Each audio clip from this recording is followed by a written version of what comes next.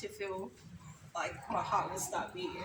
And those are things that I need to recognize. And one of the things that you do when you go through therapy, and what I had to do was to actually think about how you can learn to adjust, because some of these personal rules, respect is not a bad thing. But there are other parts of it that can cause problems for you. And if you don't recognize that you're projecting that onto others, you can't expect others to behave in a certain way. We can have our own perception because that's how we've been brought up or some of the things we've seen, but projecting that onto others can create so much problems for you. And it will go back to the things that we said earlier about self-esteem and the thinking that we have as individuals. So I talk you through that, and what I also do is to talk about what are some of the specific steps that you need to take. Because I'm sure if, I don't know how many years ago it was when that incident happened, but if it had happened, let's say about 10 years ago, I'm sure the Ruth that responded would have been, Actually, you would have probably over 10 years ago, you know, and it's on that bridge, you know, where the 472 bus, the roundabout, John Wilson Street, the corner, yeah, and you know, I just walk away. I just turn and I look and say, no, I'm not going to even get in trouble.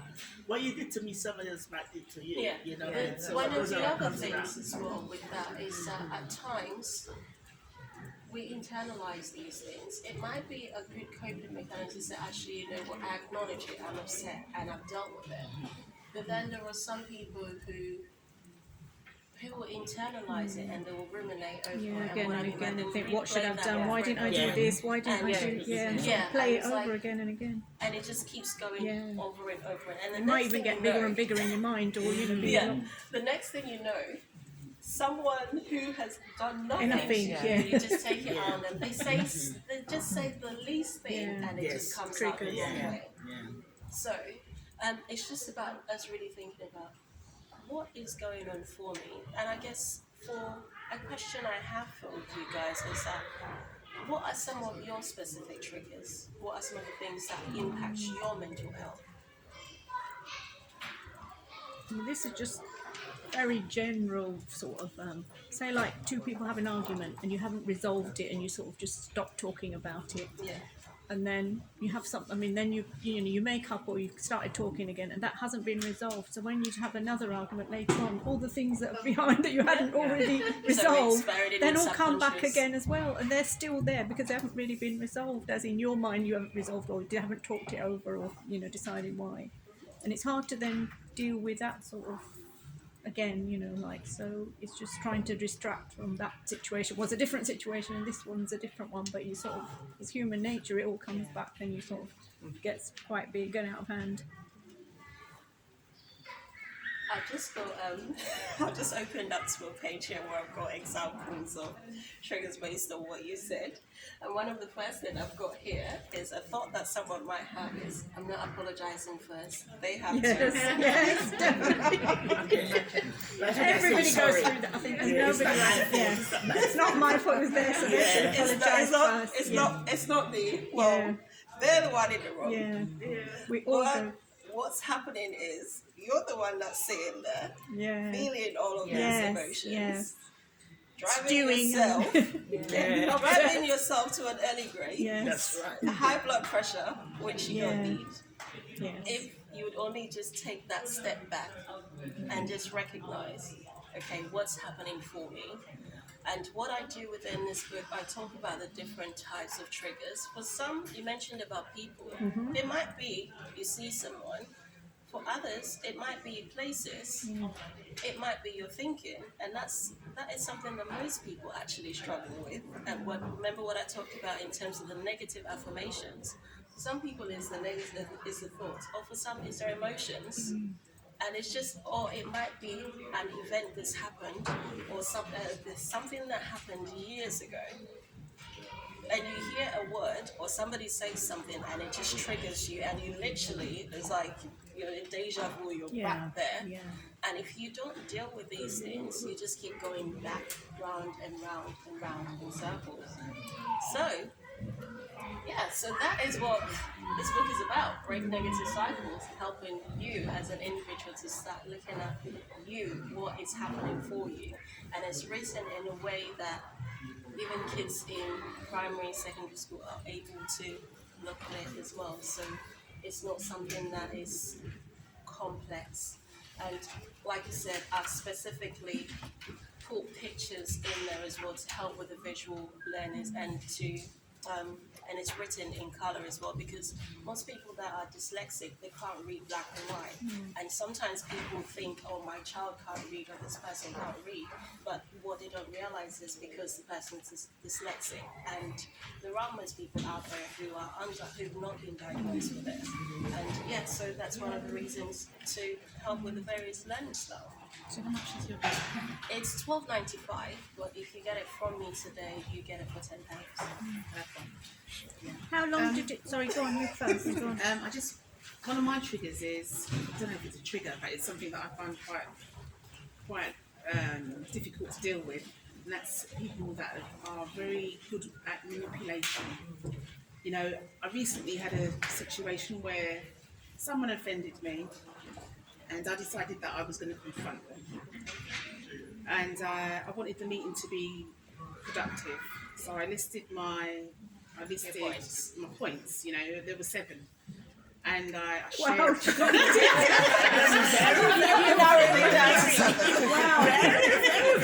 you narrowed it down to I'm not going to say this. I went into this meeting feeling like, you know, as long as I got these 7 points kind of off my chest, number one, and secondly, I wasn't necessarily looking for any admittance, maybe a small amount, but I just needed to get some kind of response to these 7 points. And I think for me it was kind of cathartic to share the 7 points anyway. The recipient was very kind of dismissive, but that was I guess to be expected to some extent. But what kind of really got under my skin is after sort of like, you know, sharing all of those 7 points, and they maybe putting their hand up to 1, they apologised, but then their next comment was a distortion of something I'd said.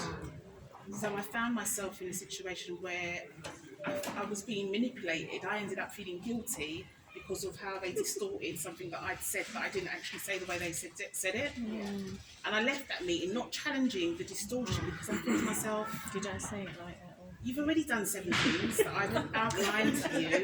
You've apologised, but you're now ending our conversation with another offence. I left again being offended, and then when I got home, I was thinking to myself, why didn't I address that? Because I'm now thinking Back to square one. Yeah. 7 more points now. You should have 9. You know, some people are very good at manipulation, of what you said, to suit them. Very good at manipulating, and very good at kind of, you know, distorting. And I guess because I'm somebody who I don't want to offend, and especially when it comes to young people, because I've always worked with young people in secure units, in education. That's my background. So if you say to me that there's a possibility that I might have harmed a young person emotionally or anyway, You take it. it's gonna be quite like, did I really do that? You know. So this person got me. I brought her into a meeting to address my needs. And then she spun this web where I sat there feeling kind of questioning, did I do that? And then I thought, no, I didn't. That's again, it's you being manipulative, and you know, I couldn't address it. It sounds to me like it's something that still bothers you now. I think it does. It does. One of the things that I would say Yeah. to you is it'll be good when you go through the book, it'll be good to recognize what your rule is, because I think I have an idea, but we can talk about that later. And I made a comment earlier about the line in the sun. We all have personal rules. Only we know when those lines have been crossed. And the reason why you feel that way is because there's a rule that has been crossed for you. And until you get to the point of managing that, every single time either that person or somebody else reacts or does something that contradicts that, you're going to keep feeling those emotions. And there are two ways you can deal with this. You can either get rid of that rule completely, you can adjust it, or be flexible with it. And I'll go back to the thing I gave about time. For me, one of the things I had to do was get to the point of realizing that yes, time is important, but I cannot expect people to respect my time. I can't expect people, because when it comes to time and respect again, what my perception of respect is will be completely different to what everyone else here is. So if I'm projecting and I'm thinking, actually, you spoke over me, you're disrespectful, I'm the one that thinks that you've crossed the line. You don't know you've crossed the line. That person doesn't know they've crossed the line. So if you don't get to that point of recognizing what is this rule, and I'm sure it's not just with this person, it's something that happens even with your kids, with family as well, that actually, why are you not holding up to what you've done? And it might be that you just need to get to the point of adjusting that rule and saying that sometimes people are not going to be honest. And sometimes people are going to be disrespectful. People are going to do what they're going to do. But how am I going to manage it? When this happens, what am I going to do? And that is what this book is about, is helping you recognize and become more aware what are those trigger points for me. Because we all have them. No one in this world is perfect. Even when you recognize them and you adjust it, it doesn't mean that it's not going to irritate you. I still get irritated when people don't stick to time, but I don't find my heart beating like it used to, and I'm able to recognize it. And there are other things as well. And when it comes to personal rules, and I delve into a bit deeper as well on when I'm working with clients one-to-one and with what's going on, what I do as well is I talk you through in terms of sometimes the problems is when you start using language that this person should, they ought to, they must. Anybody gonna do anything? They don't have the shoulds and musts that was causing all of these problems. Will you have to do this? You don't have to do anything. When you start recognizing that for yourself, you can save yourself a whole lot of headache. True. And also as well accepting when you're doing that counseling, and closure sometimes never end the way you want it. Yeah, Closure, definitely. yeah, sometimes ending. It's not good. The ending is not what you expected, just like what Rose Yes, said. definitely. Yeah. So we have to accept the closure and say, either we accept it and move on, Yeah, or we and can live on it and let it eat of us. Yeah, and it might be Yeah. that even it might be that, let's say that the example that you gave, that you were the one in the wrong, you went to apologize and they refused to take your points on board. But you've dealt with those and you recognize those things within you, so you can't keep carrying that. No. And it's something that you will only get to the point of managing yourself and the way you interact with others in the world by recognizing what is my rule, because it's not just one rule we have several rules that we use. And when you recognize it and you know it, it makes it much more easier to recognize when someone is doing something that's like things are going on for you and you're just like, nah, you know, I'm not going to give you that satisfaction. Or it might be that I just decide to respond in a way and then give myself a bit of a telling off later. Because we all have those Not Will moments. Smith. And that's why it takes a lot to reach to a Yeah. maturity level. Yeah, it's about the maturity, growing up and accept things that you can change and accept the things that you cannot change. Because there is somebody going to upset you. Yeah. But your reaction might be, will be different. Yesterday was Mother's Day. And family sometimes get a bit out of hand, and my daughter-in-law, she came to me, oh, we're taking away your peace, Mom. I said, no, nobody can do that. I said, what can we do then to make you just miserable? You never get miserable. You never moan. You never. Are you real? I said, no, you can take my peace. Yes, but I don't let anything bother me. I just it's real, you know what I mean? And I just get out of my life, and that's how I was. When I was growing up, my parents always said, out of my 10 children, that's what's laughing. Ruth is the only one. You're She one of doesn't 10 as moan. well, Ruth. Yeah. Oh, lovely. She doesn't moan. Yeah. She does, like my other sister, they moan and Yeah. everything, they and mom and dad. I just get on my life. I always look for solution and just get on with it. Yeah. Right, thank you. We've sort of come to the end of our time. I'll let Eunice finish her last bit that she needs to say. Yeah, so like I said, you can find more information about what I do on my website, and you can get copies of the book from me as well. And as I said, in terms of what is liberated from limits, we've all been through things, we all go through things.